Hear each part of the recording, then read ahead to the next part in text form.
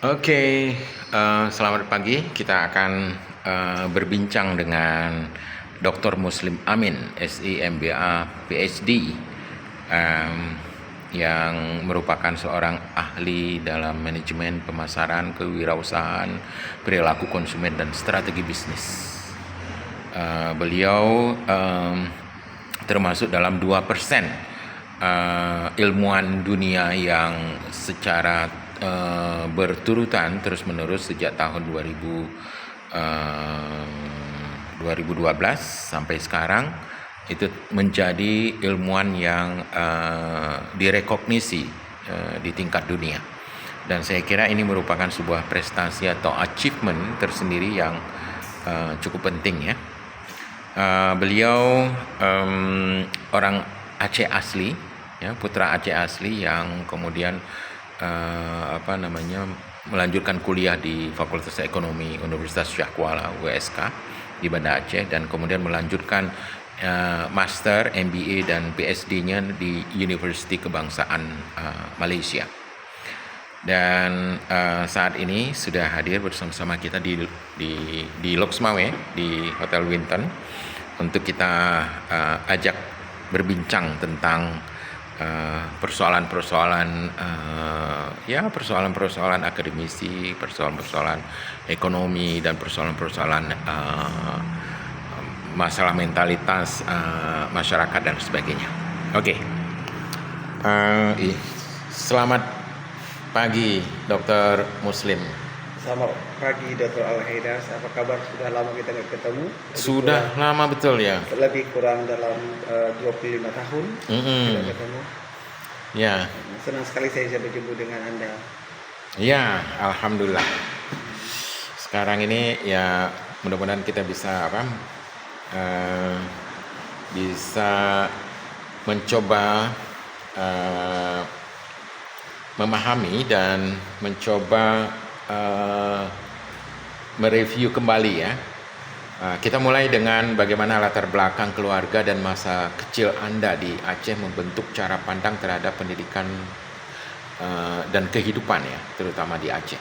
Apalagi setelah lama berada di luar ya, terutama di Amerika Serikat, kemudian di Malaysia, kemudian juga pernah di Arab Saudi ya, menjadi dosen di sana. Bagaimana Pak Dokter? Sebenarnya secara historically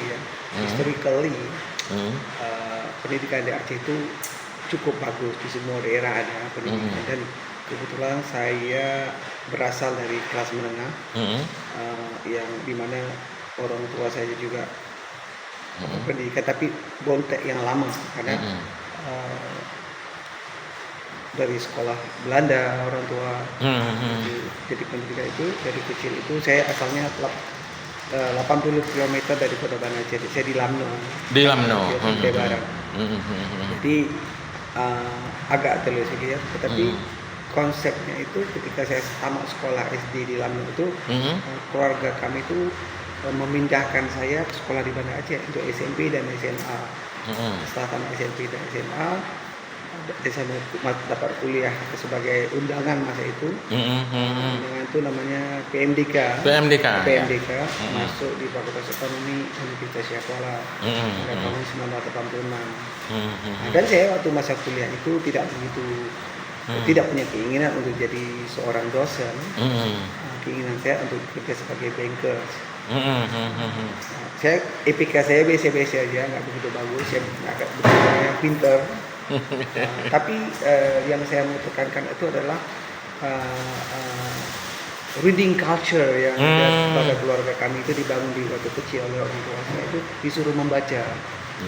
Dari saya kecil saya udah baca Ramayana, saya udah baca ketika nggak ada punya buku. Waktu saya di sekolah SD di Lampung itu, orang tua saya itu memanggil setiap malam minggu itu storytelling, orang-orang yang bisa tentang pemahaman cerita novel, tenggelamnya kapal Nagri, Limau Wali dengan Ka'bah, Salah Aswan. Saya nggak membaca buku, saya mendengar dari cerita orang dipanggil tentang sejarah Aceh. Jadi itu membantu saya untuk storytelling. Dan saya belum bisa menulis, cuma saya hanya bisa untuk storytelling, mendengar bercerita. Dan saya selalu disuruh melihat peta. map oleh orang tua saya. Oh. Peta itu melihat kamu ini negara mana, ini mana, ini mana. Map ini. reading. Map reading itu ada memahami geografi area. Oh iya. Membantu saya untuk secara itu berpikir untuk saya bisa pergi lebih jauh. Untuk lihat mapping itu. Jadi betul. atlas itu ada di rumah. Nah, ini negara mana, berapa jauh, siapa presidennya. Dan itu membentuk wawasan tersendiri. Itu suatu saat imajinasi saya bisa pergi ke tempat lebih jauh lagi. Oke. Apakah ada tokoh lokal atau pengalaman masa kecil yang sangat mempengaruhi semangat Anda dalam menempuh jalur akademik ini? Pada mulanya jalur akademik tidak. Waktu di Aceh itu kan saya hanya kita lapangan pekerjaan kecil di Aceh itu selama kuliah S1 itu kita nggak ada tahu mau kemana. Lapangan kerja nggak ada. Jadi kelemahan education system pada masa itu kita hanya diajar theoretical textbook dan kita tidak diajarkan untuk bagaimana untuk menjadi seorang usahawan, untuk bisa kerja di pasar nggak ada. Cuma kita hanya memahami textbook saja. Dan orang-orang yang mempunyai relasi dengan pemerintah atau parentnya punya koneksi dengan lain, juga saja mereka mendapat pekerjaan. Dan saya tidak punya itu gitu. Oh gitu. Sehingga saya hijrah ke Jakarta. Ketemu Al-Hidayat juga di Jakarta ketika mencari kerja gitu. Iya di tempat Bang Fahri ya. Iya. Itu merupakan kawah candra di muka. Itu sebenarnya imajinasi intelektual saya itu dibangun ketika saya ketemu dengan Bang Fahri. Bang Fahri itu adalah saya tahu saya suka membaca di Tempo, saya membaca banyak tulisan television. Saya ketemu dia itu saya ingat itu dia dilibatkan dalam penelitian tesis master Bang Fahri. Dan saya menjadi yang namanya narrator. Jadi ketika Bang Fahri menginterview orang-orang tertentu itu, jadi saya sebagai orang yang merekod itu mentransform transkrip itu ditulis balik, saya tulis balik dari recording itu. Itu jadi asal begini jadi seorang peneliti. Jadi ketika Bang Fahri reading culture-nya cukup tinggi dan pemahaman tentang, cuma saya tidak berminat politik karena saya bukan orang politik, background saya bukan orang politik. Saya dari Fakultas Ekonomi, dari manajemen, dari Fakultas Jurusan Manajemen. Jadi minat politik itu tidak begitu bagus. Jadi dalam konteks saya itu adalah bagaimana akan ke depan menjurus kerja di banking seperti investment banking atau di perhotelan seperti Marathi. Setelah itu saya diperkenalkan dengan Profesor Amin Aziz, Jawa Maharjo, dan saya kerja dengan mereka. Profesor Dr. Muhammad Amin Aziz itu sangat membantu saya untuk mensupport kamu pinter, kamu nggak bisa di sini, kamu cari kerja atau cari beasiswa. Itu cari beasiswa karena kemampuan bahasa Inggris lemah, nggak begitu bagus, TOEFL-nya nggak begitu bagus. Masa itu kan tidak ada internet. Jadi setiap hari itu saya pergi ke kedutaan. Rasuna Said itu saya dari satu kedutaan mencari informasi sekolah. Dari kedutaan Australia, kedutaan Belanda, Eropa itu cari informasi, nggak dapatlah masuk di kedutaan Malaysia yang terakhir. Dari sekian banyak itu masuk di kedutaan Malaysia. Ya. Ini ada di Rasuna Said ya. Di Rasuna Said kedutaan Malaysia itu saya masuk. Di situ kebetulan atas pendidikannya, kebetulan ada kumpulan unit perwakilan eksibisi Malaysia datang itu. Ketemulah satu orang, saya itu dikenalkan, gimana saya bahasa Inggrisnya begitu bagus. Coba kamu apply di UGM. Saya mau kita saya aplikasi itu saya kirim langsung on the spot. Langsung on the spot. Jadi kamu bayar sendiri. Masa itu murah. Karena kurs rupiah dengan ringgit itu sama. Satu ringgit itu 850 rupiah. Jadi hitung-hitung dengan uang tabungan itu saya pergilah ke Malaysia, dibantu oleh Bang Fatih sedikit, dikasih entah berapa juta, dibantu oleh Pak Amin Aziz sedikit, reserve berapa. Akhirnya ke Malaysia. Ada tabungan sedikit daripada keluarga, menjadi MBA. Sebetulnya program itu 2 tahun, saya bisa selesaikan 1,5 tahun. Itu saya 3 semester karena saya harus budget concern. Budget concern itu kalau extend 4 semester itu saya harus tambah cost. I have to finish in 3 semester. Jadi masa itu pulang resist kan, nggak ada kerja, minta tolong sini, minta tolong sana, jadi kita nggak dapat kerja. Waduh, nggak dapat kerja. Nah, di interview dapat kerja cuma karena karakternya berbeda, caranya berbeda. Jadi banyak sekali gagal saya di interview. Pertanyaan-pertanyaan di interview itu adalah pada masa itu resist pertanyaan. Resist. Sangat resist sih. Ketika itu resist pertanyaannya dan itu sangat menyakitkan saya. Contohnya apa itu? Interview. Kamu dari mana? Dari Aceh. Kamu GAM ya? Saya terus lawan itu pertanyaan yang tidak sesuai dengan itu. Jadi itu jadi itu banyak apa itu konsep di budaya di tempat lain itu apa namanya kan masuk duduk siapa suruh duduk kamu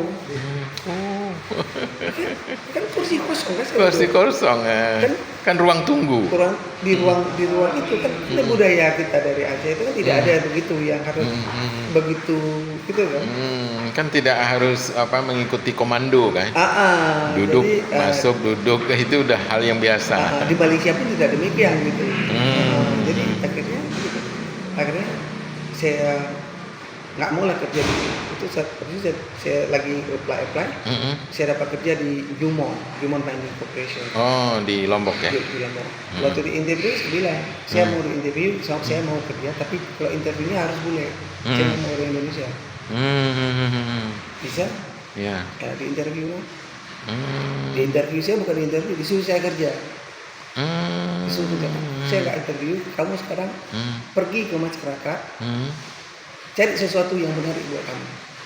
Saya ceritakan kepada saya. Karena saya pengalaman dengan Bang Fahri banyak melakukan penelitian sosiologi, saya pergilah ke masyarakat.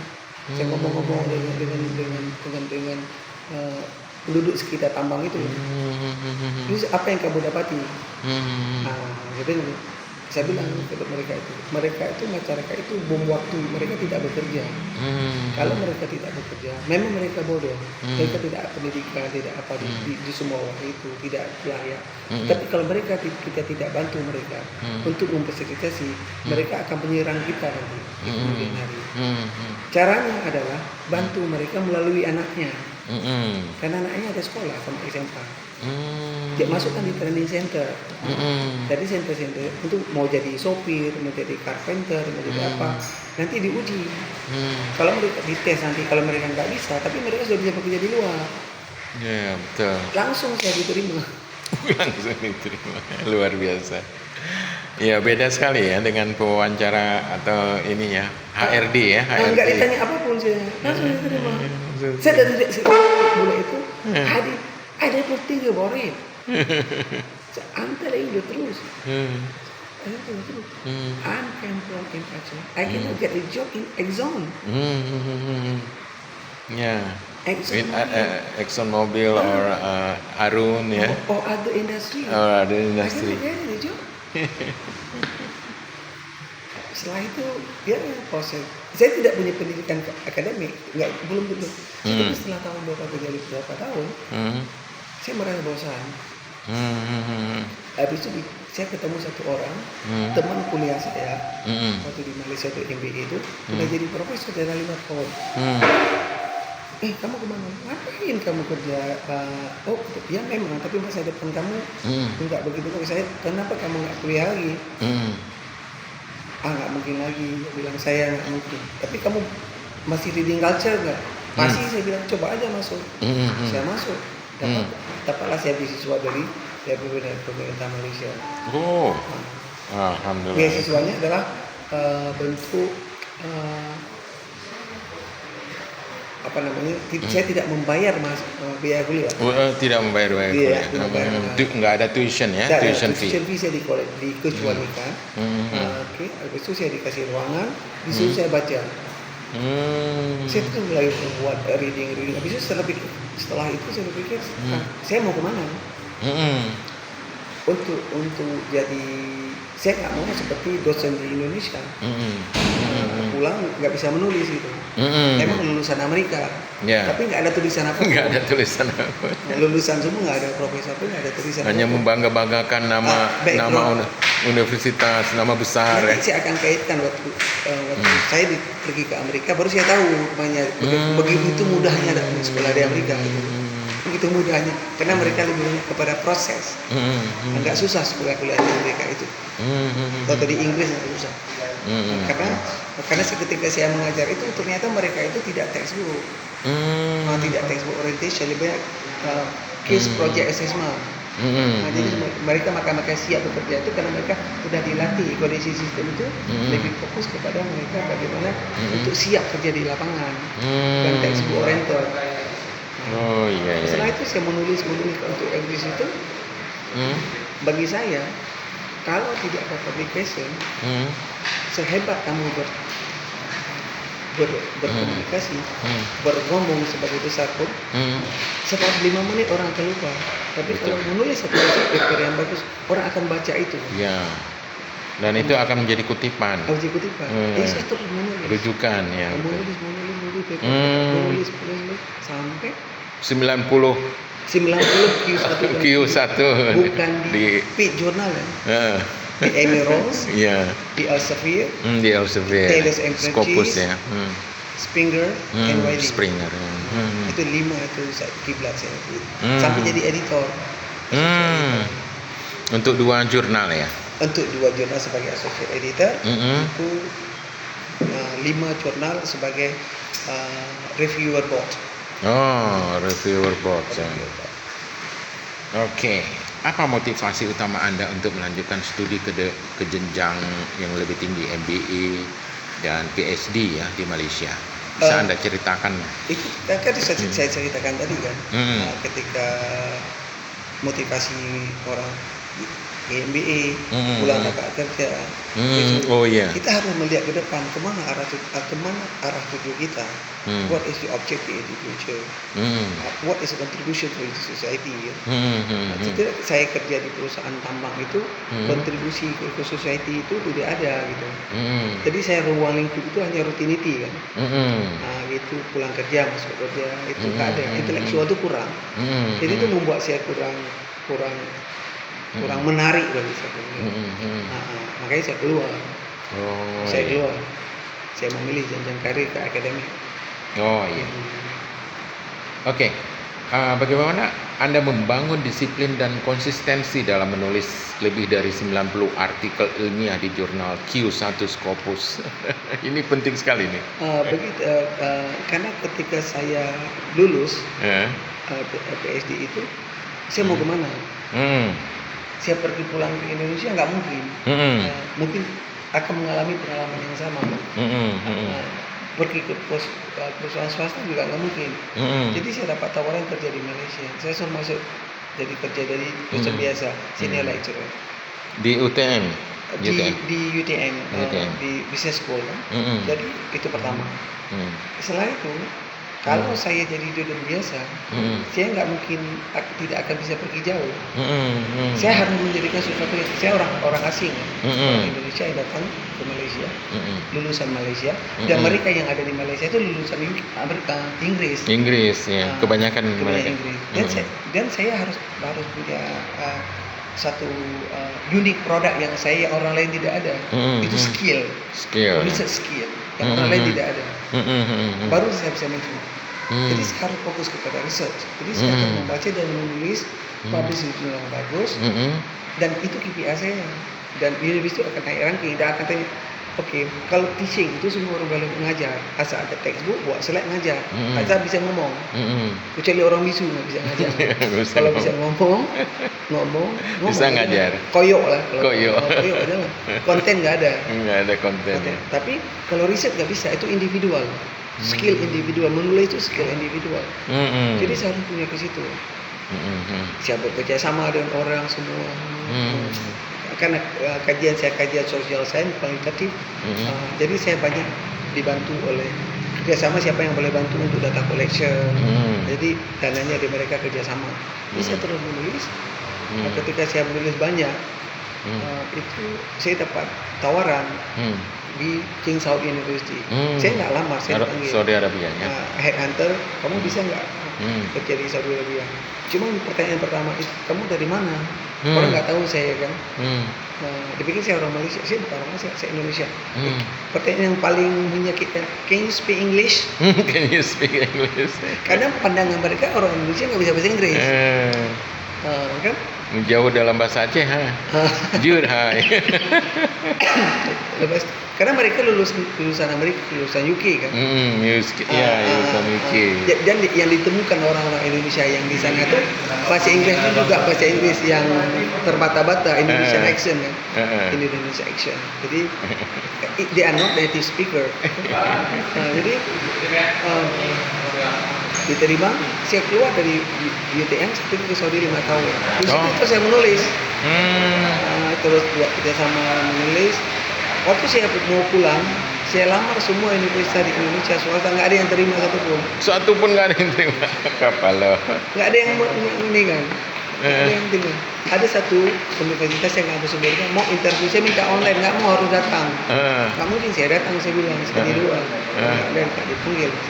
Saya pulang, saya kerja dengan Taylor University, nomor 1 Taylor University di Malaysia. Saya kerja di sana. Saya terus menulis, saya supervisi PhD student, semua menulis, buat workshop. Karena sudah ada grup tim, jadi saya banyak.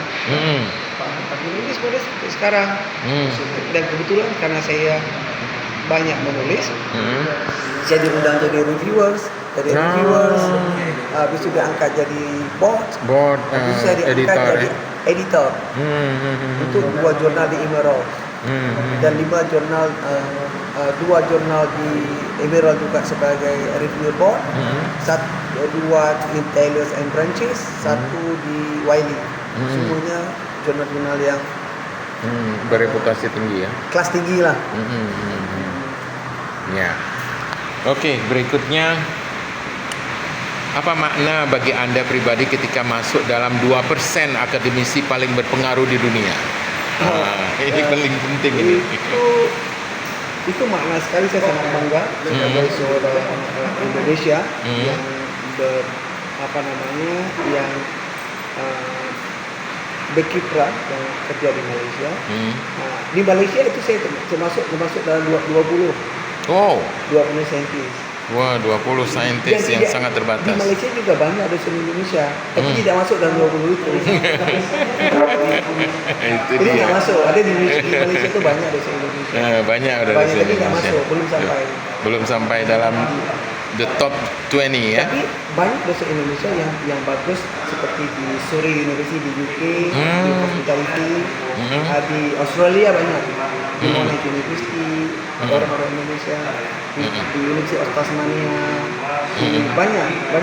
Di bidang saya nggak ada di lain, banyak yang di Australia banyak, di UK ada berapa, di Amerika juga ada banyak. Gitu. Banyak. Tapi mereka nggak S2, S3-nya di negara tersebut gitu. Kalau saya bukan, saya S2-nya di Malaysia gitu. Jadi berbeda konteks, tidak bisa disandingkan apple to apple. Karena mereka S2-nya di Monash University, S3-nya di Monash University, accessibility to journal itu lebih besar. Karena kalau kita harus terima kalau kalau misalnya satu paper datang daripada Universitas Malik Saleh atau di Indonesia yang bagus, satu lagi datang dari Monash University, jurnal akan ambil daripada Monash University. Ya, akan ambil dari Monash. Karena namanya university reputation. Reputasinya. Brand university itu juga mempengaruhi. Oke, dari sekian banyak publikasi Anda, apakah ada satu artikel yang paling Anda anggap sebagai pencapaian intelektual tertinggi? Karena yang paling saya puas itu ketika saya menulis sendiri. Satu paper sendiri yang saya buat. Paper sendiri ya, betul. Tidak ada orang lain. Itu menulis solo. Menulis solo itu saya tulis tahun 2016. Saya tulis 2015, publish 2016 di jurnal Q1. Itu dapat citation itu sampai 1000. Wow. Satu paper itu. 1000. 1000 ya? 1000 citation. Citation. Oke, inilah tulisan Dr. Muslim Amin, The Impact of Human Resource Management Practices on Performance. Paling top 5 top jurnal di dalam bidang hospitality. Ya, TQM, Total Quality Management ya, Employee Satisfaction and Hotel Performance. Ini adalah salah satu tulisan. Ya, kita lihat bahwa Dr. Muslim Amin citationnya di Google Scholar itu sangat tinggi, yaitu citationnya sampai 10.690, kemudian H-indexnya 46. Ini merupakan pencapaian yang sangat luar biasa dari Putra Aceh. Pak Dr. Muslim, ini ada satu pertanyaan yang cukup penting yang saya kira ini mewakili dari pertanyaan banyak netizen ya. Apa prinsip hidup dan filosofi kerja yang Anda pegang teguh selama berkarir sebagai akademisi? Saya mempunyai suatu prinsip pilihan hidup itu kita yang memilih. Pilihan itu kita yang memilih. Kita yang memilih kemana arah tujuan kita, kemana arah tujuan kita. Ketika kita memilih itu, kita harus tawakal, harus konsisten dengan pilihan kita. Nah, jadi itu. Jadi kalau saya memilih sebagai sebuah jalan hidup kita, arah hidup kita kepada akademik, maka di situ ada satu prinsip, namanya desire to read, keinginan untuk membaca harus ada. Tapi itu ketika kita membaca itu namanya desire to suffer, kita akan time consuming, lelah, stress, tension, emotional kita naik, anxiety itu semua akan datang. Yang ketiga adalah, tapi tidak perlu dipraktekkan, tidak semua orang sama. Desire to antisocial. Terlalu banyak buang waktu di kedai kopi, ngobrol sini, ngobrol sana, nggak tentu arah itu membuang waktu. Jadi kita harus set disiplin kita adalah ketika saya pergi kemana-mana pun saya nggak buka handphone, saya akan lebih buka buku membaca daripada main handphone. Saya begitu, sosial media saya nggak ujian. Jadi saya tidak mau terbuang waktu begitu saja tanpa bermanfaat untuk diri saya. Jadi saya bangun karena dibangun dari kecil reading culture itu. Reading culture itu ya. Oke. Dan disiplin. Disiplin ya. Jadi itu cara mengelola waktu ya, antara riset, mengajar, time management ya. Mengajar, menulis dan ya kehidupan pribadi juga ya. Oke, berikutnya apa pesan Anda bagi mahasiswa dan peneliti muda dari Aceh atau daerah lain yang ingin menempuh jalur akademik internasional? Saya mengatakan bahwa kita harus membuat satu objektif yang jelas. Buatlah, dan jurnal internasional yang bagus to dipublish itu tidak bayar. Jadi jangan ada konsep bahwa nggak ada dana, nggak ada riset grant, nggak bisa buat research. Tidak seperti itu. Itu konotasi nggak ada. Jangan dari segi financial. Saya dari 90 paper itu 80 itu nggak ada grant. Tidak ada grant. Jadi saya akan kolaborasi dengan orang lain yang punya grant atau yang bisa membantu personal financial untuk data collection. Jadi kita harus tunjuk apa kemampuan. Kalau saya, strength saya itu di literature review. Literature review.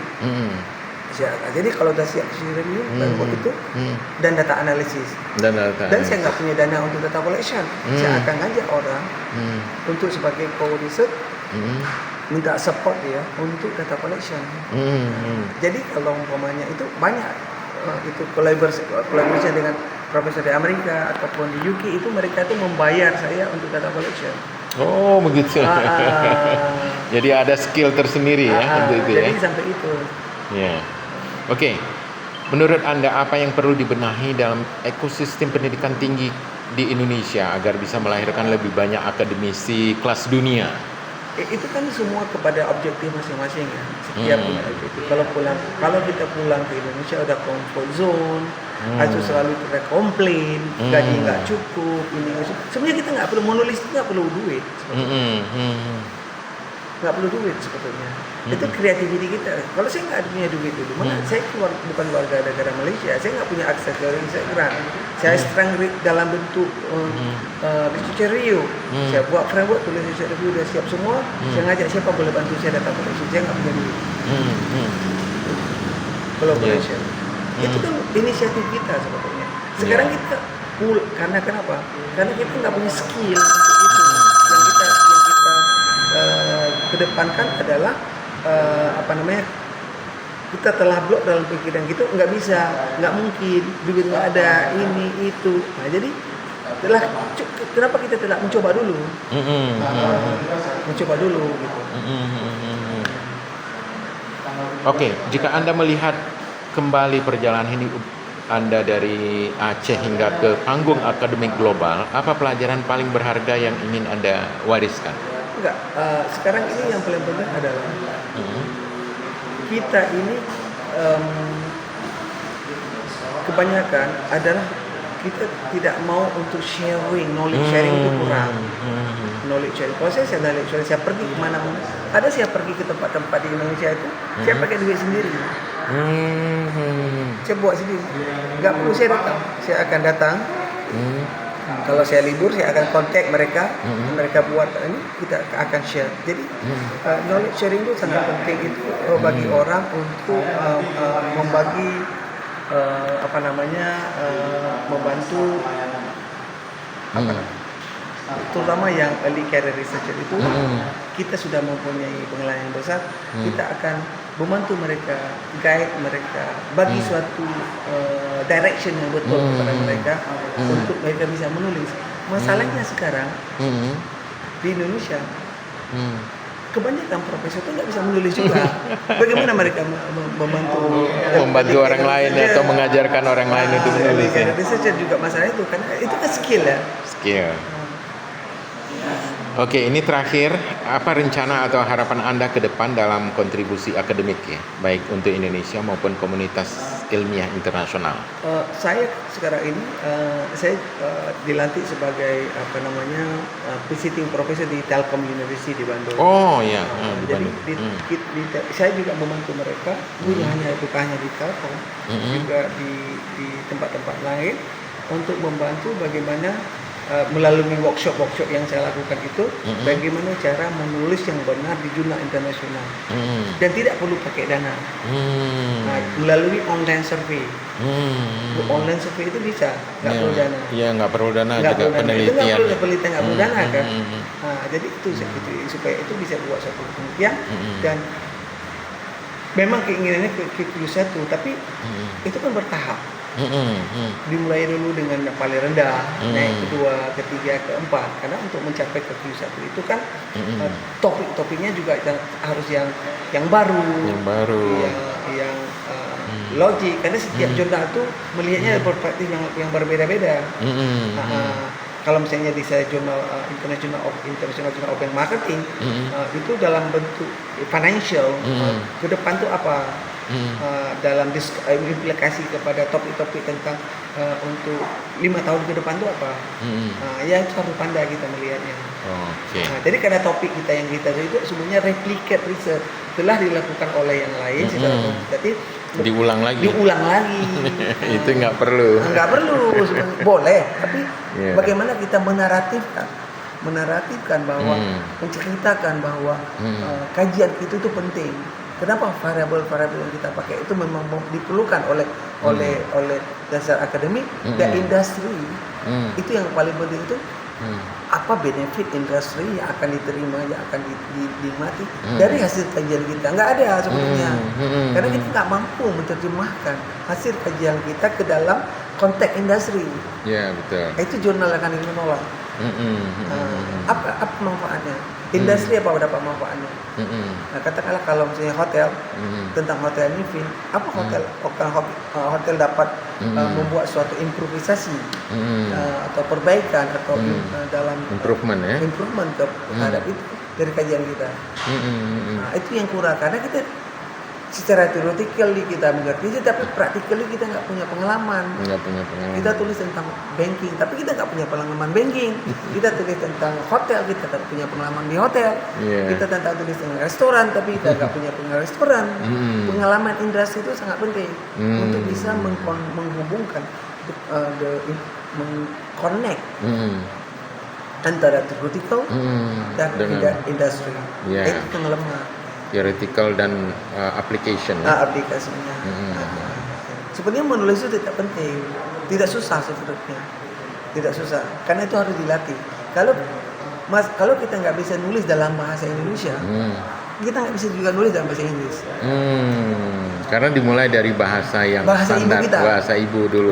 Kalau kita nggak bisa menulis dalam bahasa Indonesia, maka kita nggak bisa tulis dalam bahasa Inggris. Sekarang kan ada AI. Bisa membantu menerjemahkan dari bahasa Indonesia ke bahasa Inggris.